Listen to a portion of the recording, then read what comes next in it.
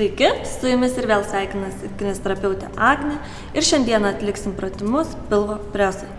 Pirmas pratimas bus gulint ant nugaros ir darysim atsilenkimus. Rankas sukryžiuojame priekyje, plaštakos ant pečių, pro nosį giliai įkvepiam ir pro burną iškvepiam ir lenkiamės. Galvytė žiūri į viršų, pro nosį įkvepiam ir iškvepiam. Taip atliekam 10 kartų, 3 serijas. O dabar pratimukas bus skirtas šoniniams pilvo raumenims. Sulenktas kojytes guldom ant šonelio, rankytes dedam už galvos, pro nosį giliai įkvepiam ir iškvepimo metu lenkiamės į priekį. Įkvepiam ir iškvepiam. Ir taip kartojam 10 kartų, 3 serijas. Dabar kojytes guldom ant kito šonelio ir pro nosį giliai įkvepiam ir pro burną iškvepiam.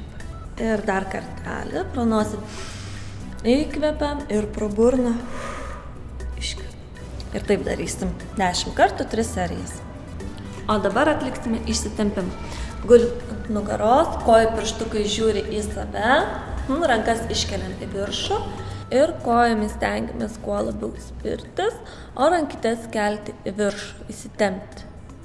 Parodom, kokie užaugom dideli, tempiamės ir laikom 20 sekundžių.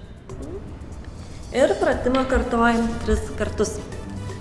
Sekantis pratimukas bus gulint ant nugaros, sulenktas kojytes pakeliam į viršų, laikom 90 laipsnių kampu ir lenkiam kojytes į dešinę pusę, iškvepiam, grįžtam į centrinę padėtį, įkvepiam ir lenkiam į kairę kojytę.